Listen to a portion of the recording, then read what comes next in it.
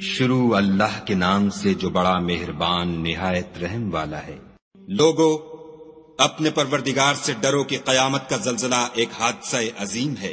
اے مخاطب، جس دن تو اس کو دیکھے گا اس دن یہ حال ہوگا کہ تمام دودھ پلانے والی عورتیں اپنے بچوں کو بھول جائیں گی اور تمام حمل والیوں کے حمل گر پڑیں گے، اور لوگ تجھ کو متوالے نظر آئیں گے مگر وہ متوالے نہیں ہوں گے بلکہ عذاب دیکھ کر مدہوش ہو رہے ہوں گے۔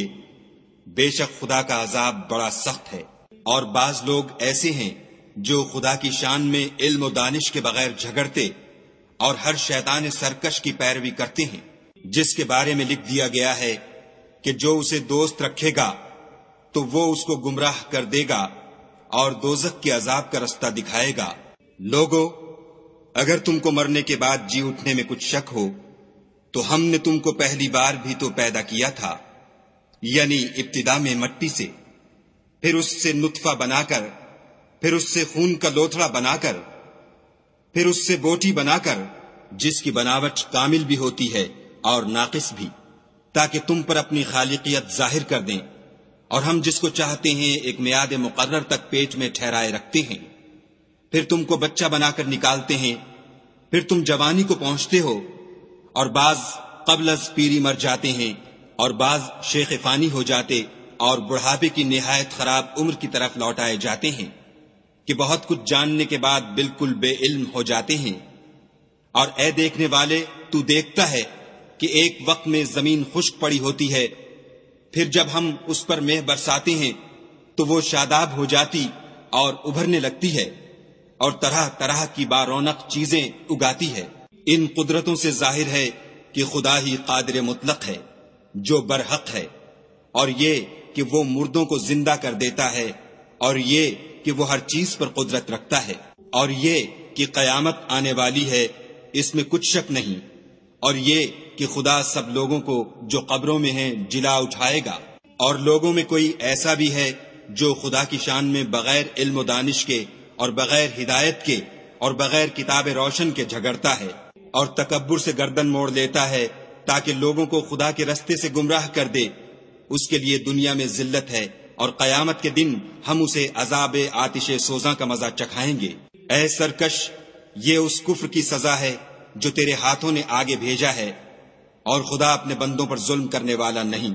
اور لوگوں میں بعض ایسا بھی ہے جو کنارے پر کھڑا ہو کر خدا کی عبادت کرتا ہے، اگر اس کو کوئی دنیاوی فائدہ پہنچے تو اس کے سبب مطمئن ہو جائے، اور اگر کوئی آفت پڑے تو منہ کے بل لوٹ جائے، یعنی پھر کافر ہو جائے۔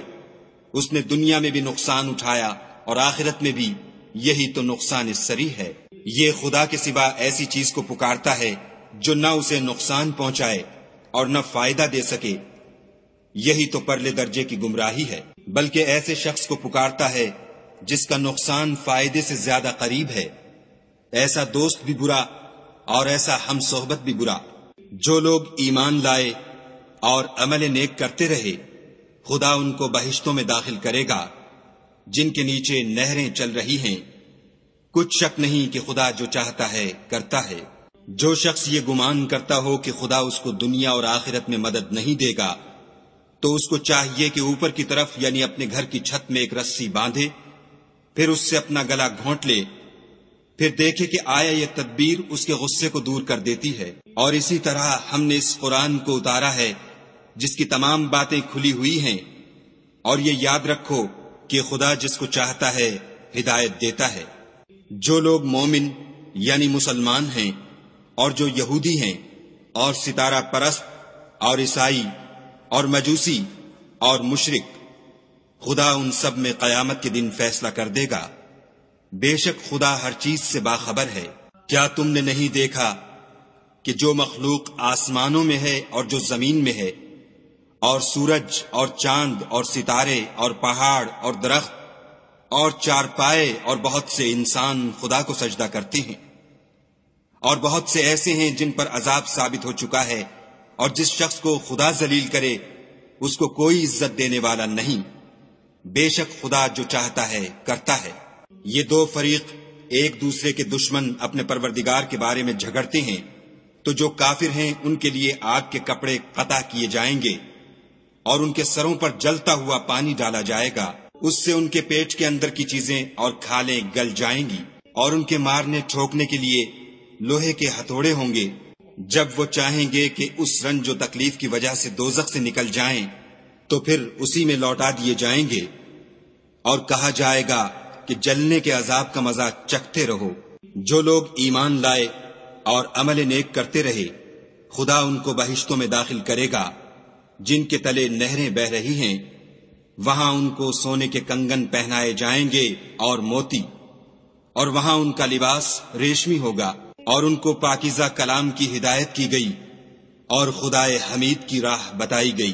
جو لوگ کافر ہیں اور لوگوں کو خدا کے رستے سے اور مسجد محترم سے، جسے ہم نے لوگوں کے لیے یکساں عبادت گاہ بنایا ہے، روکتے ہیں، خواہ وہ وہاں کے رہنے والے ہوں یا باہر سے آنے والے، اور جو اس میں شرارت سے کجروی و کفر کرنا چاہے، اس کو ہم درد دینے والے عذاب کا مزہ چکھائیں گے۔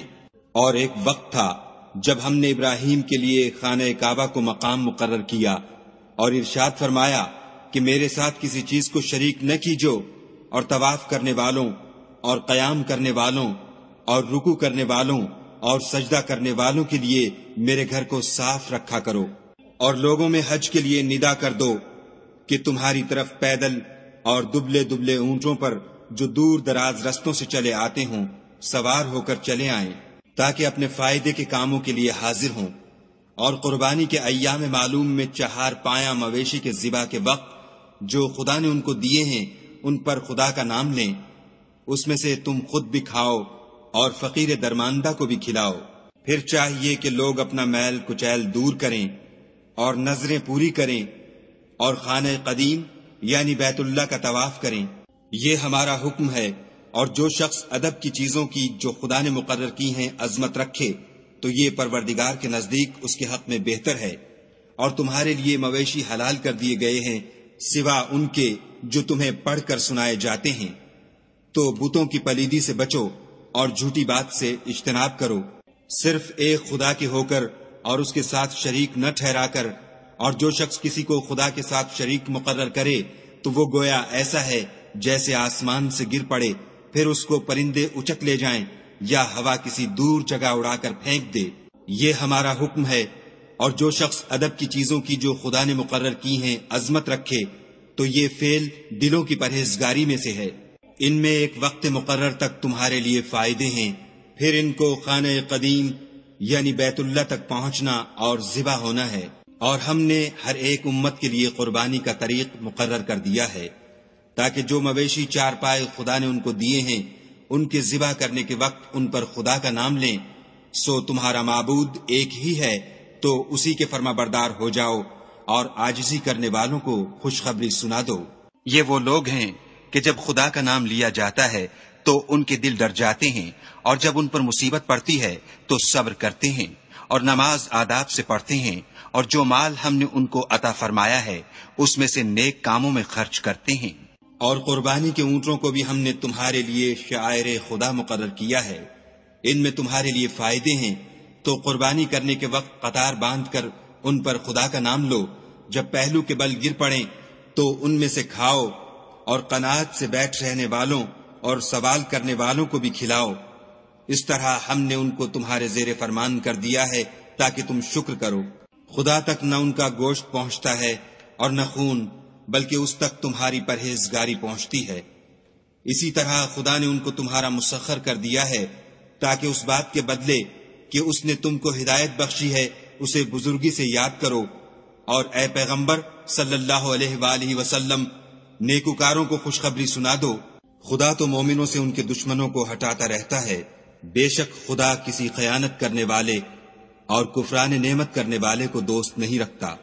جن مسلمانوں سے خواہ مخواہ لڑائی کی جاتی ہے ان کو اجازت ہے کہ وہ بھی لڑیں، کیونکہ ان پر ظلم ہو رہا ہے، اور خدا ان کی مدد کرے گا، وہ یقیناً ان کی مدد پر قادر ہے۔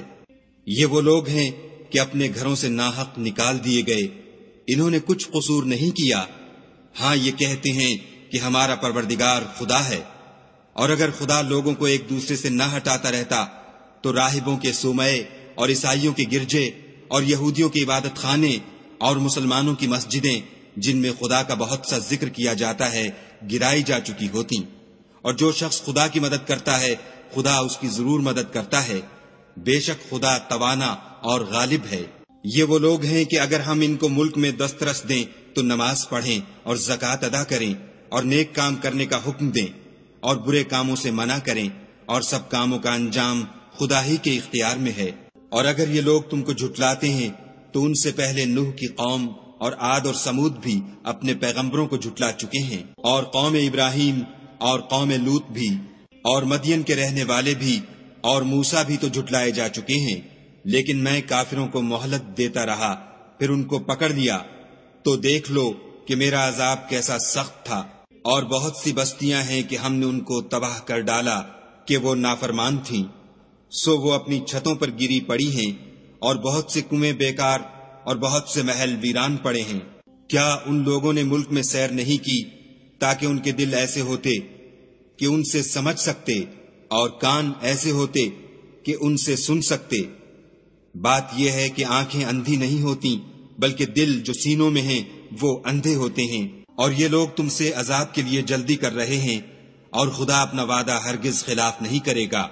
اور بے شک تمہارے پروردگار کے نزدیک ایک روز تمہارے حساب کے روح سے 1000 برس کے برابر ہے۔ اور بہت سی بستیاں ہیں کہ میں ان کو مہلت دیتا رہا اور وہ نافرمان تھیں، پھر میں نے ان کو پکڑ لیا اور میری ہی طرف لوٹ کر آنا ہے۔ اے پیغمبر صلی اللہ علیہ وآلہ وسلم، کہہ دو کہ لوگو میں تم کو کھلم کھلا نصیحت کرنے والا ہوں، تو جو لوگ ایمان لائے اور کام نیک کیے ان کے لیے بخشش اور آبرو کی روزی ہے، اور جن لوگوں نے ہماری آیتوں میں اپنے ذوم باطل میں ہمیں عاجز کرنے کے لیے سعی کی وہ اہل دوزخ ہیں۔ اور ہم نے تم سے پہلے کوئی رسول اور نبی نہیں بھیجا مگر اس کا یہ حال تھا کہ جب وہ کوئی آرزو کرتا تھا تو شیطان اس کی آرزو میں وسوسہ ڈال دیتا تھا، تو جو وسوسہ شیطان ڈالتا ہے خدا اس کو دور کر دیتا ہے، پھر خدا اپنی آیتوں کو مضبوط کر دیتا ہے، اور خدا علم والا اور حکمت والا ہے۔ غرض اس سے یہ ہے کہ جو وسوسہ شیطان ڈالتا ہے اس کو ان لوگوں کے لیے جن کے دلوں میں بیماری ہے اور جن کے دل سخت ہیں ذریعہ آزمائش ٹھہرائے۔ بے شک ظالم پرلے درجے کی مخالفت میں ہیں۔ اور یہ بھی غرض ہے کہ جن لوگوں کو علم عطا ہوا ہے وہ جان لیں کہ وہ یعنی وہی تمہارے پروردگار کی طرف سے حق ہے، تو وہ اس پر ایمان لائیں اور ان کے دل خدا کے آگے عاجزی کریں، اور جو لوگ ایمان لائے ہیں خدا ان کو سیدھے رستے کی طرف ہدایت کرتا ہے۔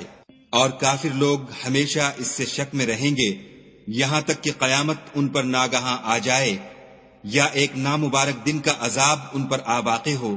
اس روز بادشاہی خدا ہی کی ہوگی اور وہ ان میں فیصلہ کر دے گا۔ تو جو لوگ ایمان لائے اور عمل نیک کرتے رہے وہ نعمت کے باغوں میں ہوں گے، اور جو کافر ہوئے اور ہماری آیتوں کو جھٹلاتے رہے ان کے لیے ذلیل کرنے والا عذاب ہوگا۔ اور جن لوگوں نے خدا کی راہ میں ہجرت کی پھر مارے گئے یا مر گئے ان کو خدا اچھی روزی دے گا، اور بے شک خدا سب سے بہتر رزق دینے والا ہے۔ وہ ان کو ایسے مقام میں داخل کرے گا جسے وہ پسند کریں گے، اور خدا تو جاننے والا اور بردبار ہے۔ یہ بات خدا کے ہاں ٹھہر چکی ہے، اور جو شخص کسی کو اتنی ہی ایذا دے جتنی ایذا اس کو دی گئی، پھر اس شخص پر زیادتی کی جائے تو خدا اس کی مدد کرے گا۔ بے شک خدا معاف کرنے والا اور بخشنے والا ہے۔ یہ اس لیے کہ خدا رات کو دن میں داخل کرتا ہے اور دن کو رات میں داخل کرتا ہے، اور خدا تو سننے والا دیکھنے والا ہے۔ یہ اس لیے کہ خدا ہی برحق ہے، اور جس چیز کو کافر خدا کے سوا پکارتے ہیں وہ باطل ہے، اور اس لیے کہ خدا رفیع الشان اور بڑا ہے۔ کیا تم نہیں دیکھتے کہ خدا آسمان سے مے برساتا ہے تو زمین سرسبز ہو جاتی ہے؟ بے شک خدا مہربان اور خبردار ہے۔ جو کچھ آسمانوں میں ہے اور جو کچھ زمین میں ہے اسی کا ہے، اور بے شک خدا بے نیاز اور قابل ستائش ہے۔ کیا تم نہیں دیکھتے کہ جتنی چیزیں زمین میں ہیں سب خدا نے تمہارے زیر فرمان کر رکھی ہیں، اور کشتیاں بھی جو اسی کے حکم سے دریا میں چلتی ہیں، اور وہ آسمان کو تھامے رہتا ہے کہ زمین پر نہ گر پڑے مگر اس کے حکم سے۔ بے شک خدا لوگوں پر نہایت شفقت کرنے والا مہربان ہے۔ اور وہی تو ہے جس نے تم کو حیات بخشی، پھر تم کو مارتا ہے، پھر تمہیں زندہ بھی کرے گا، اور انسان تو بڑا ناشکرا ہے۔ ہم نے ہر ایک امت کے لیے ایک شریعت مقرر کر دی ہے جس پر وہ چلتے ہیں، تو یہ لوگ تم سے اس امر میں جھگڑا نہ کریں، اور تم لوگوں کو اپنے پروردگار کی طرف بلاتے رہو، بے شک تم سیدھے رستے پر ہو۔ اور اگر یہ تم سے جھگڑا کریں تو کہہ دو کہ جو عمل تم کرتے ہو خدا ان سے خوب واقف ہے۔ جن باتوں میں تم اختلاف کرتے ہو خدا تم میں قیامت کے روز ان کا فیصلہ کر دے گا۔ کیا تم نہیں جانتے کہ جو کچھ آسمان اور زمین میں ہے خدا اس کو جانتا ہے؟ یہ سب کچھ کتاب میں لکھا ہوا ہے، بے شک یہ سب خدا کو آسان ہے۔ اور یہ لوگ خدا کے سوا ایسی چیزوں کی عبادت کرتے ہیں جن کی اس نے کوئی سند نازل نہیں فرمائی، اور نہ ان کے پاس اس کی کوئی دلیل ہے، اور ظالموں کا کوئی بھی مددگار نہیں ہوگا۔ قریب ہوتے ہیں کہ جو لوگ ان کو ہماری آیتیں پڑھ کر سناتے ہیں ان پر حملہ کر دیں۔ کہہ دو کہ میں تم کو اس سے بھی بری چیز بتاؤں، وہ دوزخ کی آگ ہے جس کا خدا نے کافروں سے وعدہ کیا ہے، اور وہ برا ٹھکانہ ہے۔ لوگوں، ایک مثال بیان کی جاتی ہے، اسے غور سے سنو کہ جن لوگوں کو تم خدا کے سوا پکارتے ہو وہ ایک مکھی بھی نہیں بنا سکتے، اگرچہ اس کے لیے سب مجتمع ہو جائیں، اور اگر ان سے مکھی کوئی چیز چھین لے جائے تو اسے اس سے چھڑا نہیں سکتے۔